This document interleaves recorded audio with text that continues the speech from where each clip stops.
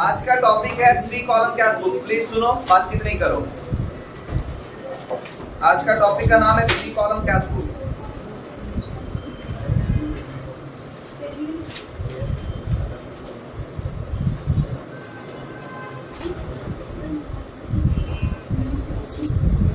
देखो 3 column cash book में क्या होता है ना, इसमें कैश का भी कॉलम रहेगा, बैंक का भी कॉलम रहेगा और डिस्काउंट का भी कॉलम रहेगा। जो कैश से रिलेटेड रहेगा वो कैश में जाएगा, जो बैंक से रिलेटेड रहेगा बैंक में जाएगा, और जो डिस्काउंट जिस ट्रांजैक्शन से रिलेटेड डिस्काउंट रहेगा उसी के बगल में लिखाएगा। क्लियर हुआ मेरा बात? तो एक क्वेश्चन लिखा जाए, 3 कॉलम कैश बुक हेडिंग लिख दिए हो, उसके नीचे क्वेश्चन लिख दो। Enter the following transaction, enter the following transaction in 3 column cash book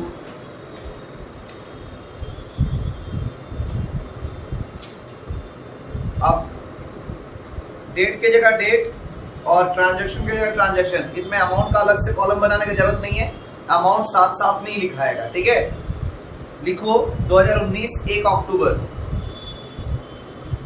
बोले 1 अक्टूबर को लिखो cash balance ₹8,000, cash balance ₹8,000, comma comma bank balance bracket में CR, बैंक बैलेंस ब्रैकेट में CR ₹4,000। हो गया क्या? उसके बाद 8 अक्टूबर, उसके नीचे लिखो 8 October, deposited into bank ₹6,000, deposited into bank ₹6,000।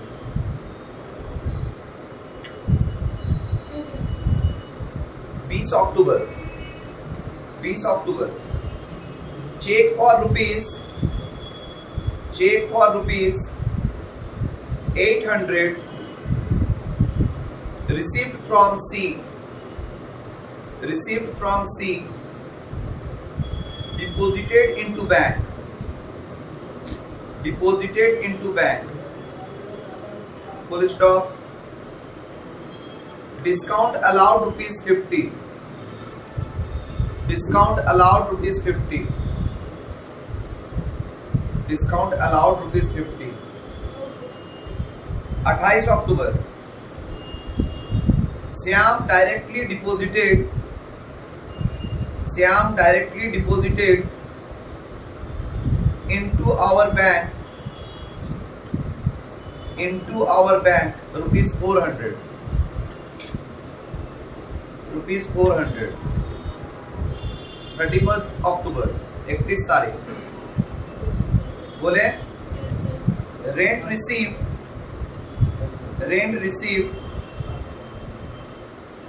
₹500। हुआ? 10-15 लाइन छोड़ दो, मतलब आधा पेज खाली होगा ना, बस उतना में बन जाएगा। उसके बाद नेक्स्ट पेज में आ जाओ, क्वेश्चन 2 क्वेश्चन बन जाएगा तो समझ जाओगे, है कि ना? तो लिखो नेक्स्ट क्वेश्चन, लिखो, बोले हाँ ना बोलो। लिखो prepare 3 column cash book, prepare 3 column cash books, 3 column cash book from the following transactions,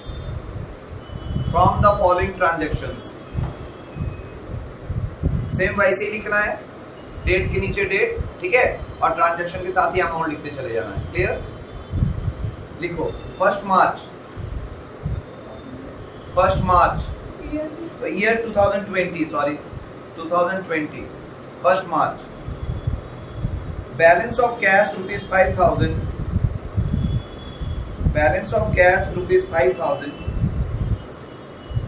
and bank overdraft rupees,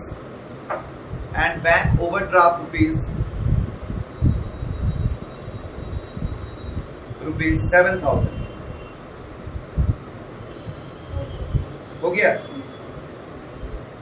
2 तारीख, 2 मार्च, 2 मार्च, received from Ram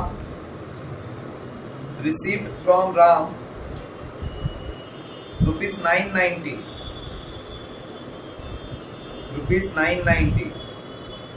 comma, discount allowed to him ₹10, discount allowed to him ₹10। 7 मार्च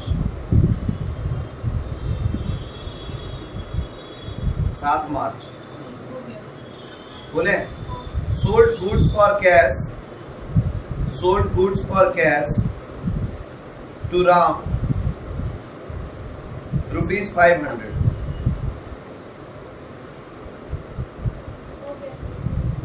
10 मार्च 10 मार्च बोले received check from Mohan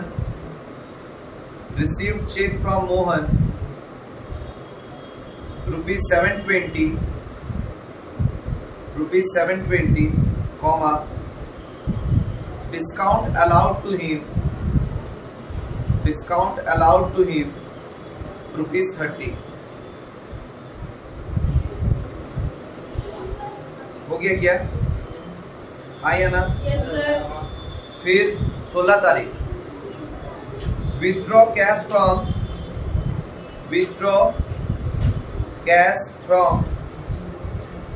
bank for office ₹1000। हो गया क्या? Yes sir.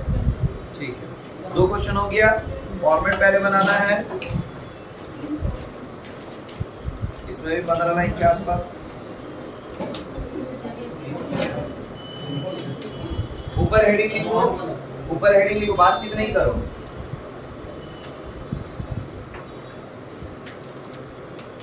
Cash book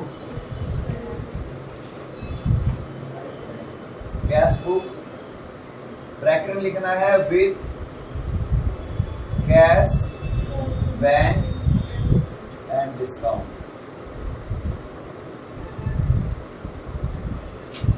अगर by chance इस तरह से नहीं लिख पा रहे हो तो ऐसे करके लिखना, ठीक है? समझ गए बात? क्या बोलते हैं उसको? लैंडस्केप।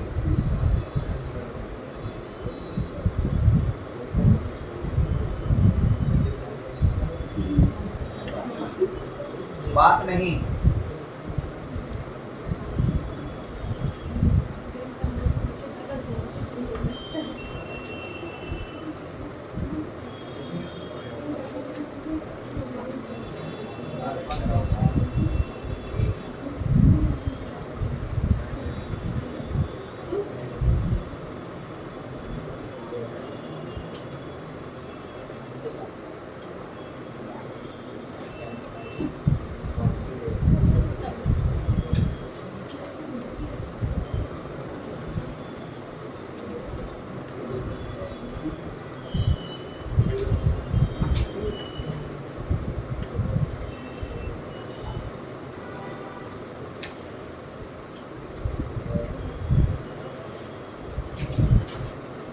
ऐसा दोनों के लिए फॉर्मेट बना लीजिए प्लीज। 10-10-12 लाइन में जो भी जगह मतलब बाकी होगा ना उसमें उसी में भर दो। और उतना बड़ा नहीं चाहिए, मतलब 10 या 12 लाइन से ज्यादा नहीं चाहिए, खराब दिखेगा फिर बहुत ज्यादा फॉर्मेट भी। ठीक है, जल्दी करो।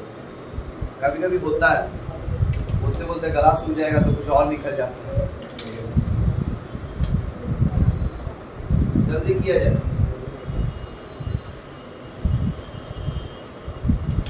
इसके बाद एक टॉपिक और है कैश बुक में, पीटी कैश बुक।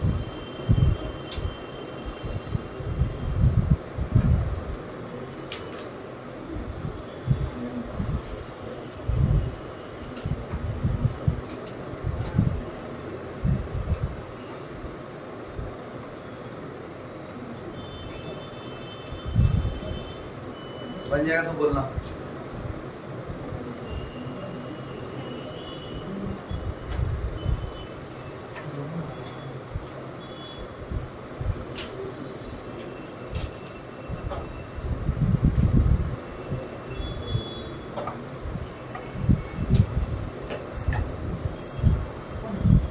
चलो सुनो,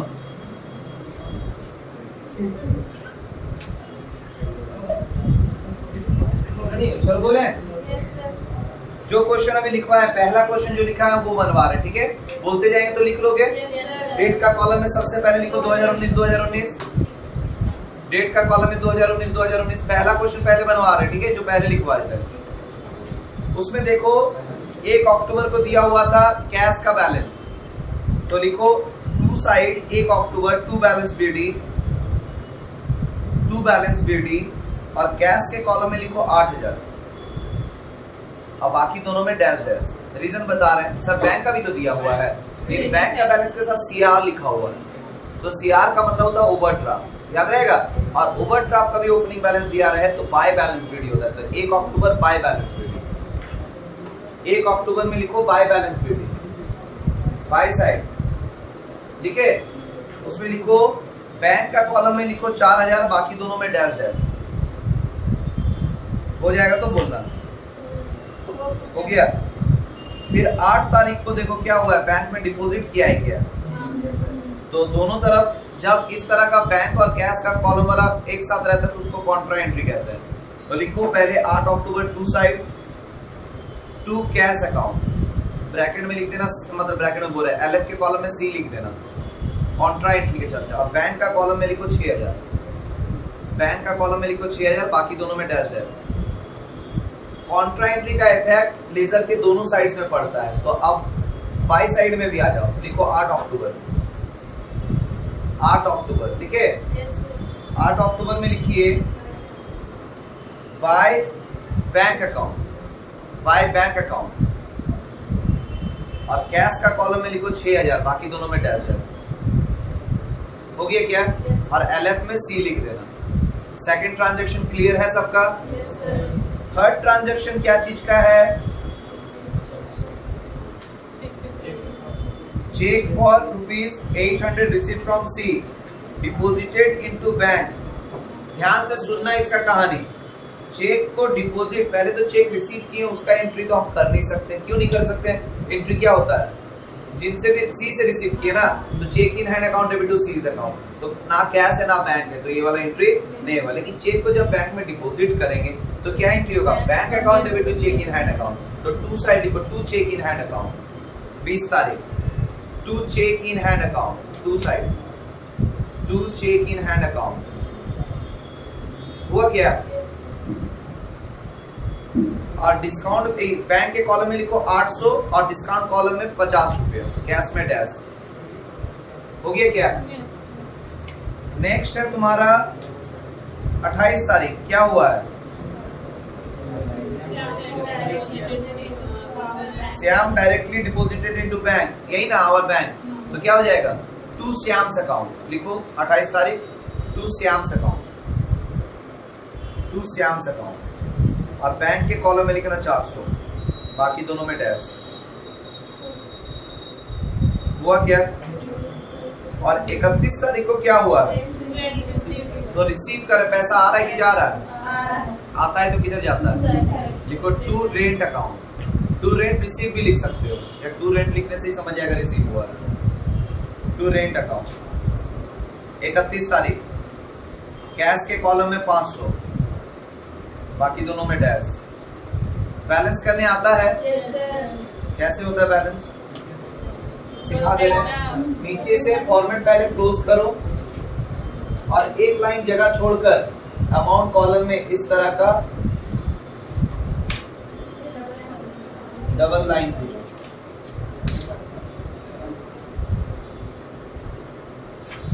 हो गया?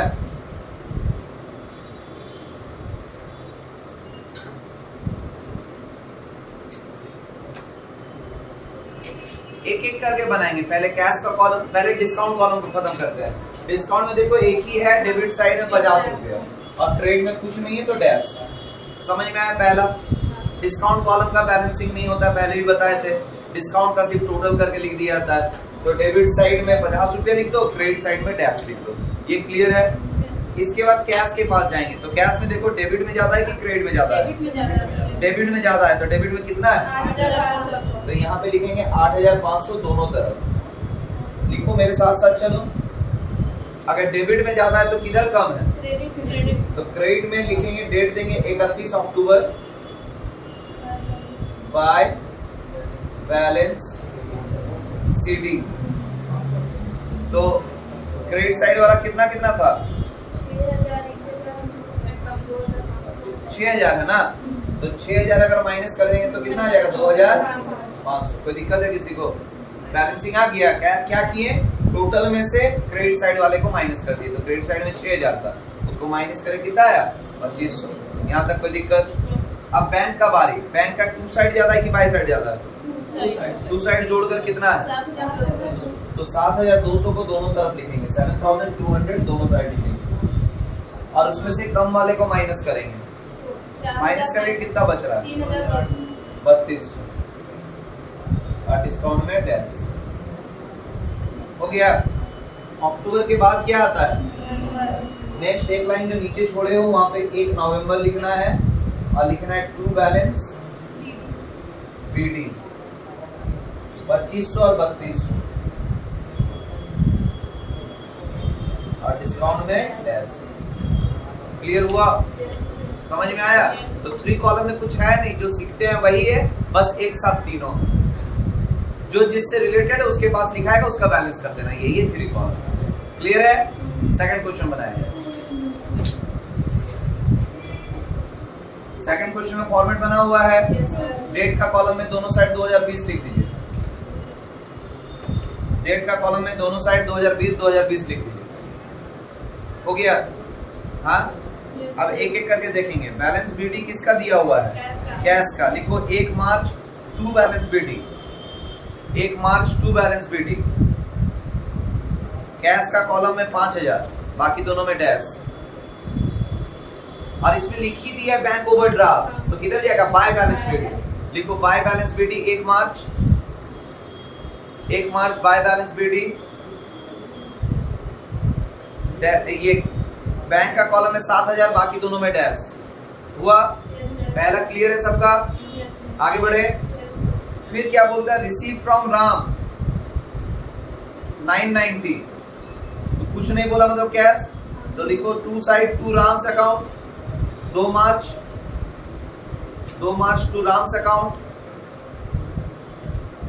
कैश में लिखो 990 और डिस्काउंट में 10 रुपये, बैंक में डैश। हो गया क्या? नेक्स्ट 7 तारीख को sold goods for cash to Ram, तो लिखो टू सेल्स अकाउंट 7 तारीख, टू सेल्स अकाउंट। कैश में 500। हो गया? यहां तक कोई दिक्कत है? फिर नेक्स्ट 10 तारीख रिसीव चेक फ्रॉम मोहन ₹720, तो चेक रिसीव करे उसको बैंक मान लेंगे हम लोग, है कि नहीं? इसका डिपॉजिट के बारे में कुछ नहीं लिखा है, तो इसको बैंक मान लिया जा रहा है, ठीक है? तो लिखो 10 तारीख टू मोहन्स अकाउंट,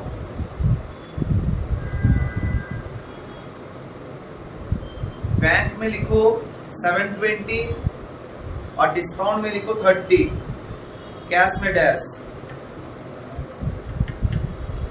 हुआ क्या? अब drew cash from bank office use के लिए, तो एंट्री क्या होगा? Cash account debit to bank account. होगा कि नहीं होगा? तो ये कॉन्ट्रा एंट्री हो जाएगा। पहले टू साइड में लिखो 16 तारीख टू बैंक अकाउंट, सी लिख देना है लेफ्ट में, और कैश के कॉलम में 1000, बाकी दोनों में डैश।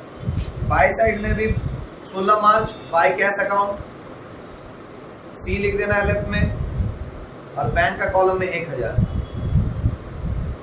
बैंक के कॉलम में 1000, बाकी दोनों में डैश डैश। कोई दिक्कत है? बैलेंस करना अभी सिखाएं, सकोगे कि नहीं? बैलेंस करो, जिसका जिधर बैलेंस आएगा उधर ही लिखना है, छोड़ो हम ही बनवा दे रहे। लिखो पहले डिस्काउंट कॉलम का टोटल करो, डेबिट साइड में 40 रुपया, क्रेडिट साइड में डैश। ये वाला पहले काम कर लो, डबल लाइन वाला जो करना रहता है करो। डेबिट साइड में 40 रुपया, क्रेडिट साइड में डैश। हुआ क्या? Discount column complete. अब देखो कैश का कॉलम में किधर ज्यादा है? Debit side. कितना है जोड़कर? 7490। दोनों तरफ कैश का कॉलम का टोटल में लिखो 7490। कैश का कॉलम का दोनों तरफ का टोटल में लिखो 7490, और बाय साइड में तारीख दे दो 31 March by balance CD. By balance CD cash का कॉलम में कुछ नहीं है क्या? तो क्या हो जाएगा? वही सेम अमाउंट 7490। कोई दिक्कत? अभी बैंक का हम लोग को पता नहीं होगा कि नहीं होगा। डिस्काउंट में तो डैश दे दो, कि डिस्काउंट में डैश ही था। कोई दिक्कत? बैंक का कॉलम में देखो क्रेडिट में ज्यादा है कि डेबिट में ज्यादा है? क्रेडिट में 8000 है और डेबिट में 720 है। तो किधर ज्यादा है? Credit side. तो जो ज्यादा होता है उसको दोनों तरफ लिखते हैं। दोनों तरफ का टोटल में लिखो 8000 8000। तो किधर बैलेंसिंग आएगा? डेबिट साइड लिखो to balance BD, to balance CD. ऊपर ऊपर to balance CD. 31 March to balance CD. 31 March to balance CD. ठीक है? कैश में डैश, डिस्काउंट में डैश और बैंक में कितना बच रहा है? 7280 लिख दो। जहां पे बैलेंस सीडी लिखे हो ना, हाँ, ब्रैकेट में लिख दो ओडी। ओडी का मतलब ओवरड्राफ्ट। अगर कभी बैंक का बैलेंस डेबिट साइड आए, इसका मतलब ओवरड्राफ्ट हुआ है। याद रहेगा? आप सीडी को बीडी सकोगे? देखो ये वाला लाइन खाली होगा ना, तो मार्च के बाद आता है 1 अप्रैल। तो लिखो यहाँ पे 1 अप्रैल। टू साइड में लिखो 1 April to balance BD. To balance BD लिख दिए क्या? टू बैलेंस बीडी लिखे? बस कैश का कॉलम में लिखो 7490, बाकी दोनों में डैश हो गया। और इधर लिखो 1 अप्रैल बाय साइड लिखो बाय बैलेंस बीडी। बैंक का कॉलम में लिखो 7280, बाकी दोनों में डैश हो गया ना? कंप्लीट। क्या समझ में आई ये टॉपिक? एक क्वेश्चन हम लिखवा रहे हैं और उसको बना के लाना। ठीक है? इसी से रिलेटेड देखो, बोले from the following transactions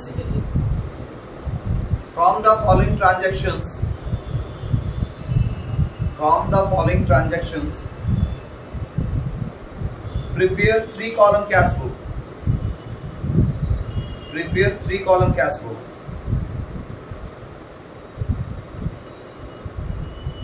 date के नीचे डेट, अमाउंट के नीचे अमाउंट, ट्रांजैक्शन के नीचे ट्रांजैक्शन। ठीक है? थोड़ा सा ज्यादा है, जल्दी जल्दी लिखना। 1 जनवरी 2020, 1 जनवरी कैश इन हैंड 400 हुआ। उसी के नीचे same date cash at bank 1650। कैश एट बैंक 1650 1650 हुआ। 4 जनवरी बोले receive cash from Subal SUBAL। Receive cash from Subal 180। उसी के नीचे लिखो अलाउड हिम डिस्काउंट 5 रुपये। Allowed him discount 5 rupees. ठीक है? 6 तारीख 6 जनवरी purchased stationery for cash. Purchased stationery for cash. Purchased stationery for cash ₹35 हो गया। 7 जनवरी 7 जनवरी issued a check to Ganesh 315 315। उसी के नीचे सेम डेट रिसीव डिस्काउंट 8 रुपये। रिसीव डिस्काउंट 8 रुपये हो गया। फिर 18 जनवरी paid cash for miscellaneous expenses. Miscellaneous expenses 17 रुपये 17। 20 तारीख Robin settled his account for less 5%,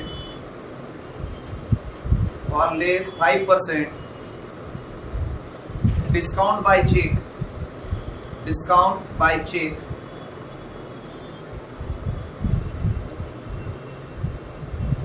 ₹400 हो गया। 24 तारीख withdraw cash from bank for office ₹50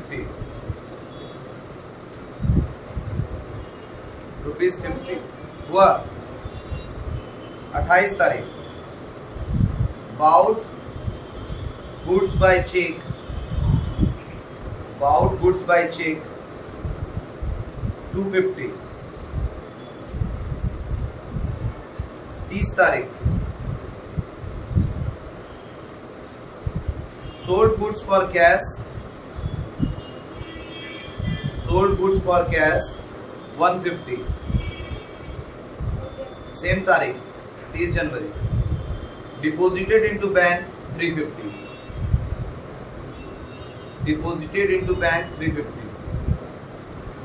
ठीक है, इसका फॉर्मेट अच्छे से बनाकर जितना सकोगे उतना बनाना, जहां पे डाउट होगा पेंसिल से लिखना, नहीं बनेगा नेक्स्ट क्लास में हम पहले इसको सॉल्व करवाएंगे, उसके बाद पीटी कैश बताएंगे। ठीक है, आज के लिए इतना ही।